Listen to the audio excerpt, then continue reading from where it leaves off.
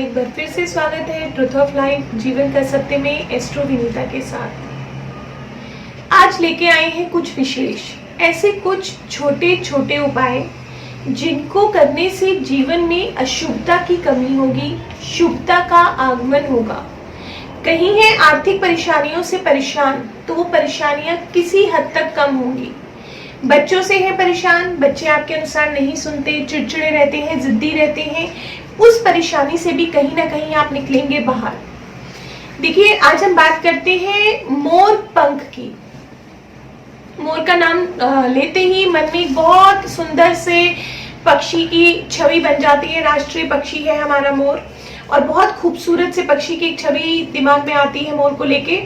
और उतने ही खूबसूरत है मोर के पंख, बहुत खूबसूरत, बहुत सुंदर कलर कॉम्बिनेशन है मोर के पंखों में। और उतने ही उपयोगी है ये मोर पंख हमारी ज्योतिष विद्या में, हमारे वास्तु में।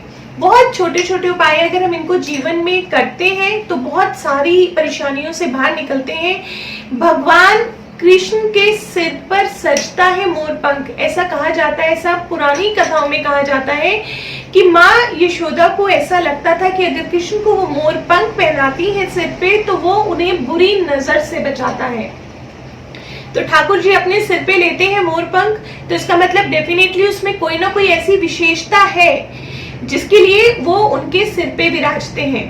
बहुत सारे देवी देवताओं के प्रिय हैं मोर पंख। आप देखिए, गणेश जी के, लक्ष्मी जी के, माँ सरस्वती के, कार्तिक भगवान के, सभी देवताओं के साथ कहीं ना कहीं मोर पंख जरूर होता है। तो जानते हैं इसके ऐसे कुछ छोटे छोटे उपाय कि अगर हम जीवन में करते हैं तो हमारी बहुत सी परेशानियां खत्म होती हैं। देखिए, आज के समय में हमारी सबसे बड़ी परेशानी है आर्थिक समस्या मतलब पैसा। अगर जीवन में पैसा नहीं है तो शायद कहीं ना कहीं समस्याएं बनी ही रहती हैं, चाहे वो शरीर से, हेल्थ से रिलेटेड समस्या है, चाहे वो काम धंधे की समस्या है, चाहे वो घर में गृह क्लेश की स्थिति है। कहते हैं ना, भूखे पेट तो भजन भी नहीं होता। तो पेट में तो अनाज होना ही चाहिए, पेट में भोजन होना ही चाहिए, तभी हम ईश्वर का भजन भी कर पाते हैं। तो आज के समय में, वर्तमान परिस्थिति में सबसे बड़ी समस्या है आर्थिक समस्या। तो अगर आप परेशान हैं किसी भी तरह की फाइनेंशियल प्रॉब्लम से तो मोर पंख से कर सकते हैं एक छोटा सा उपयोग। किसी भी मंदिर में जाके राधा कृष्ण जी के मुकुट में मोर पंख लगा के आइए।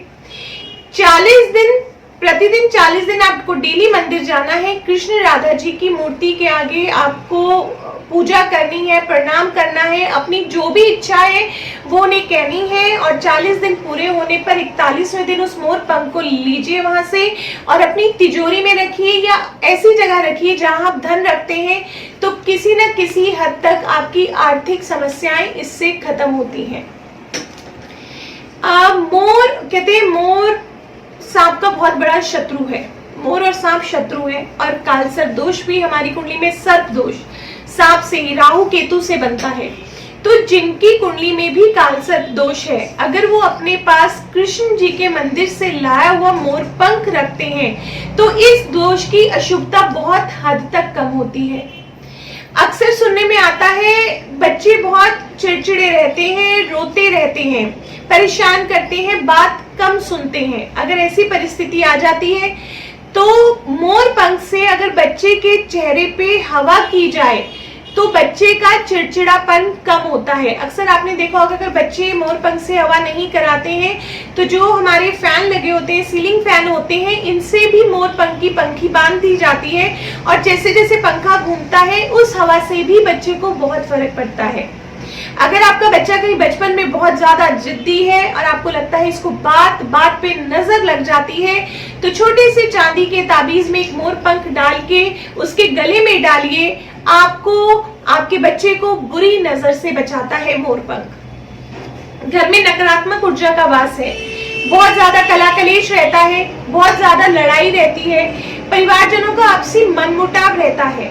तो घर के बाहर मेन गेट पे, जो आपका मेन दरवाजा है, उस पे गणपति जी की मूर्ति के साथ साथ 3 मोर पंख जरूर लगाइए। घर में किसी भी प्रकार की नकारात्मक ऊर्जा नहीं आएगी, घर में शांति का वातावरण बना रहेगा। बहुत परेशान है अपने शत्रुओं से, बहुत दिक्कत है।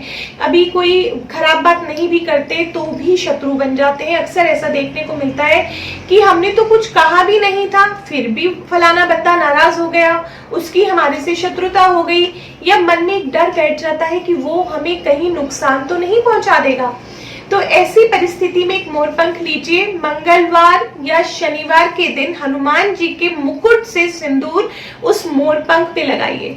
रात को सारी रात वो मोरपंख मंदिर में रखिए। ईश्वर से शत्रु शमन की प्रार्थना कीजिए कि मेरे जो भी शत्रु हैं, जिनको भी मेरे से शत्रुता है या मुझे हानि पहुंचाना चाहते हैं, उन सबसे मेरी मुक्ति हो, वो मेरे से दूर रहे या वो मेरे मित्र बन जाए, मेरे उनसे संबंध ठीक हो जाए। ऐसी प्रार्थना करें ईश्वर से, और सुबह बिना किसी से कुछ बोले उस मोरपंख को जल प्रवाह कर दें। देखिए आपको शत्रुओं से किस तरह मुक्ति मिलती है, शत्रु आपके जीवन से किस तरह जाते हैं।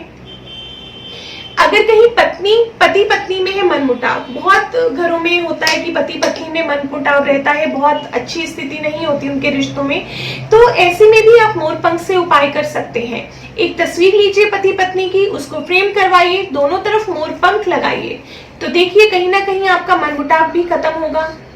माँ सरस्वती को तो बहुत प्रिय है मोरपंख। जिन बच्चों का पढ़ने में मन नहीं लगता, कंसंट्रेशन अच्छी नहीं है, एग्जाम अच्छे करके नहीं आ पाते, बहुत तैयारी करने के बाद भी कोई पर्टिकुलर चैप्टर आपको याद नहीं हो रहा है, तो अपनी पुस्तक में रखिए मोरपंख। आपकी मेमोरी शार्प करेगा, आपका पढ़ाई में मन लगने लगेगा। घर में अशांति का वातावरण है, गृह शांति चाहते हैं, आप चाहते हैं कि घर में शांति बनी रहे, तो हाथ में मोरपंख लेके 21 बार ईश्वर से प्रार्थना कीजिए गृह शांति की। उस पे पानी के छींटे मारिए, उस मोरपंख को किसी ऐसी जगह लगाइए जहां हर आने जाने वाले की दृष्टि उस मोरपंख पे पड़े। अगर मोरपंख पे दृष्टि पड़ेगी तो उससे भी आपके घर में शांति बनी रहेगी, बुरी नजर से आपका बचाव होगा। तो अगर आप ये छोटे छोटे उपाय मोरपंख के करते हैं, तो देखिए इनमें ना तो हमारी कोई लागत है, ना हमें कोई बहुत पैसा खर्च करना पड़ रहा है, और ना ही हमें कोई परेशानी हो रही है कि हमें सुबह उठ के तैयार होके कहीं जाना है या स्पेशली इसके लिए कुछ करना है। तो अगर ये छोटे छोटे उपाय करने से जीवन की समस्याएं कम होती हैं, तो हमें इन्हें जरूर करना चाहिए, इन्हें अपने जीवन में जरूर इम्प्लीमेंट करना चाहिए। शायद कुछ प्रतिशत आपके जीवन में शुभता आ सके। अगर आपको ये छोटी सी जानकारी अच्छी लगी हो तो इस चैनल को लाइक करें, शेयर करें, सब्सक्राइब करें। नमस्कार, जय माता की।